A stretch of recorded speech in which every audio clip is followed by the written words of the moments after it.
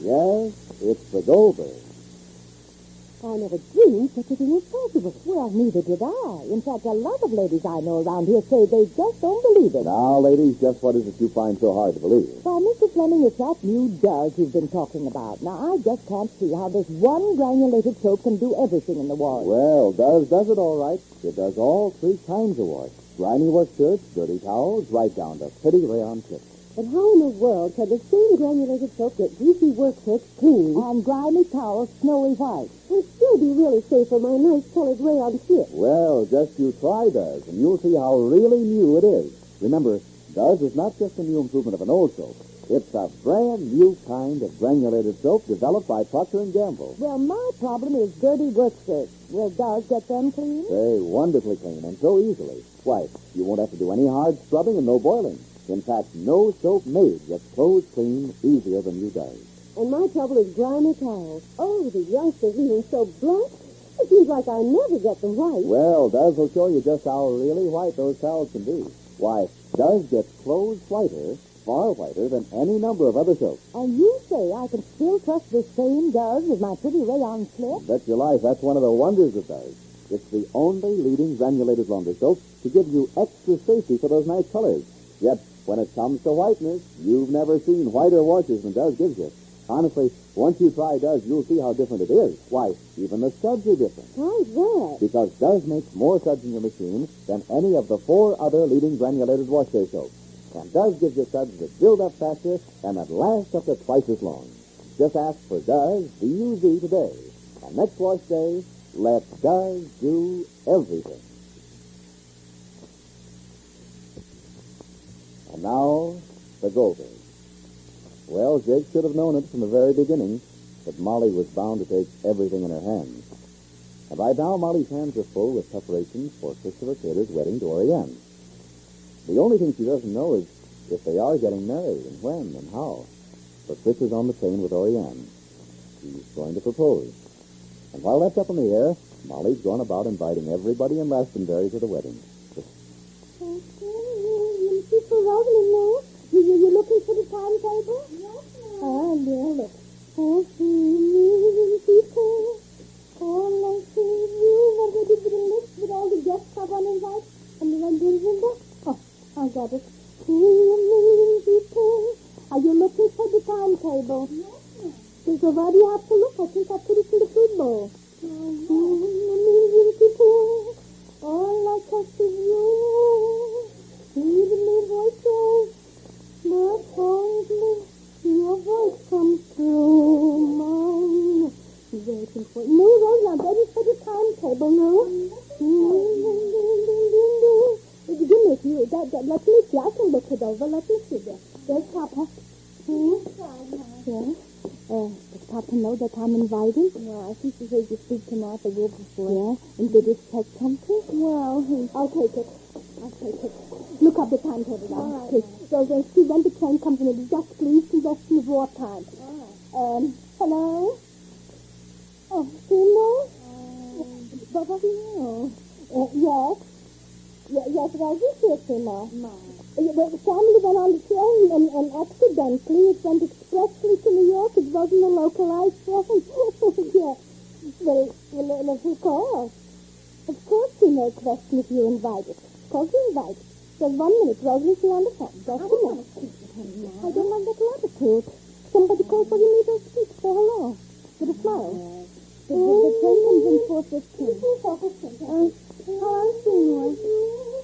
Yeah. How was you, Jay? Correct. All right. Look, do you know Seymour? Anytime you just come over. All right, Seymour. All right. Bye. Call me Mrs. Willoughby now, please. All right. Did you put a light in the coffee? Papa wants coffee. Oh, I'll do it now. Never mind. Get Mrs. Willoughby. I will do it. All right. Hello? I want Willoughby, please. Yes. Oh, hello, Mrs. Willoughby. Rosie Goldberg. Fine, thank you. Take 1 minute, Mrs. Willoughby. Mom, Mrs. Willoughby's on the phone. That's right here.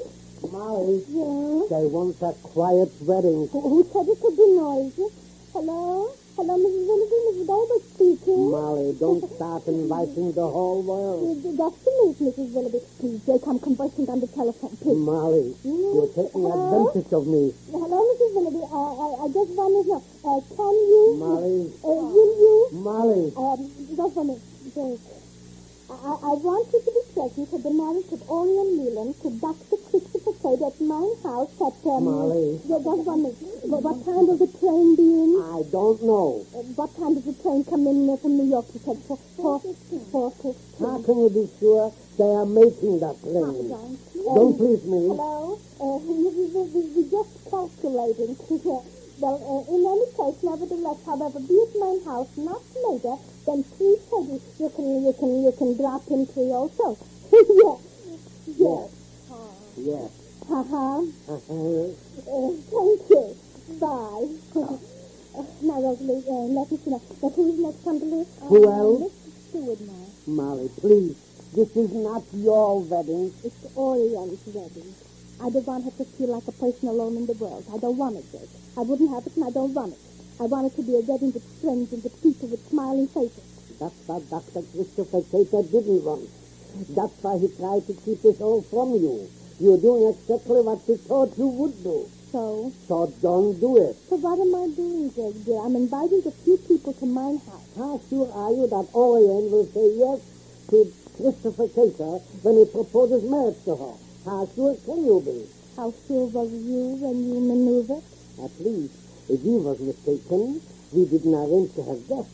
Why shouldn't she say yes? But if she says no? Why should she say no? I'm only saying if she says no. She wouldn't say. How do you know? Because she loves him and he loves her. Even so, Molly, there is many a slip between the cup and the lip. And you should know that better than Jake. We've just seen that plan of his and Dr. Cater's slip and crash. And meanwhile, on the train, Chris is having his hands full. There they sit on one of those green plush seats. The locomotive chugs ahead, and Orion keeps looking out of the window and then looking back to David.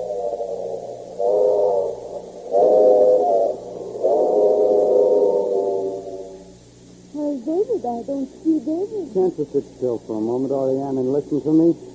But I don't see David. He's in the next car with Sammy. Perhaps he wants something, perhaps. Sammy can take care of him as well as you can. I assure you, David is quite content. Yes, sure. Positive. Very well, then. I want to talk to you. About what? I want to talk to you about last Sunday's leading book review in the Pittsburgh Herald. Oh, was it a good book? For heaven's sake, Orion, do you think I'm on this train by accident? Aren't you? You know I'm not. I'm here for a purpose. I realize that. You're going to New York. I am not going to New York. But that's where the train is going. I don't care if it's going to Turkey. That's absurd. Orion, Yes, Chris? we've had any number of disagreements. Isn't that so? Disagreements? Quarrels, then. Quarrels? Well, let's say fights. Oh, have you been fighting with me? I didn't know it. You're a devil. I beg your pardon. I've got a good mind to get off the train. You'll only break your neck. Such a loss to the world that would be. Don't jump, Chris, for the sake of humanity. Don't jump. You didn't expect to see me again, did you? I didn't even think of it. You were crying when I surprised you. I had a finger in my eye. Oh, which eye? This one. Oh, let me see. Oh, it's all right now. Oh, perhaps it's still there. I'm all right. After all my plans, it has to end up like this. You're a romantic disappointment. You're a failure. What plan? You knew I'd deliberately get on the train to surprise you. Wasn't that silly? And you could have come to see me. You didn't deserve it. Deserve what? You deserved to worry. You needed a lesson and you got it. What lesson? Don't Try to put that over on me, Oriane. I know you were miserable when I didn't come. You're right. I was very miserable. Fine. I felt that my heart was breaking. Splendid, So splendid. I made up my mind. I said to myself, even if Chris comes crawling back, I won't accept him. All right, bet. That's all in the past now. You're right. And we'll get married as soon as we get back to Lexington. Don't be absurd. I haven't time to wait. Don't bother waiting. I'm not going back to Lexington, and I'm not marrying Oriane. you. You with a child. Oriane. You with a childish mind of yours, you adolescent Romeo. That's what you are. You're a sophomore, a college boy. What are you? An erotic woman with a martyr complex? You see, it's obvious we aren't suited to each other. I'm going to David. Sit down. Please let me go. Sit down, I said. I did. If you'd like to punch me in the nose, that's all I can expect. You'll get from worse than that if you don't behave. I'm proposing to you. I'm not interested. Oriane, I love you. I know it. You love me. I love you. I'm not sure now. I think you're a fool. I am a fool, Oriane. I love you. Don't you shout it out. Everybody's looking at you. I love you. I'll scream it through the train. Then say you'll marry me. And you can't do You don't have brains enough to think. Answer me at once. I demand a categorical answer. No. I'll give you to New York. I'll tell you when we get to New York.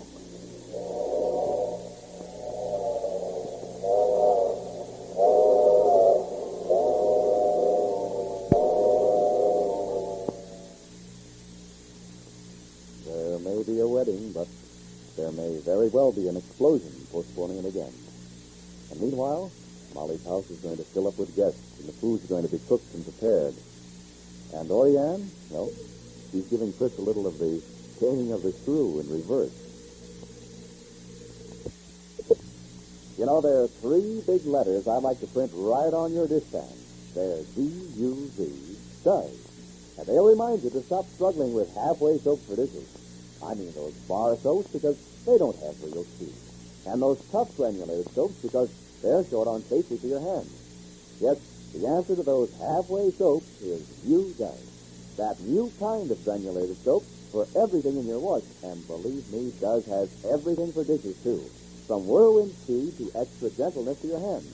Why, just notice how wonderfully soft and smooth your hands feel after doing dishes with Does. It's far kinder to your hands than any other leading granulated laundry soap. Yet, no soap made feeds through dishes faster than Does. There's no hard scouring, not even a cut tough grease.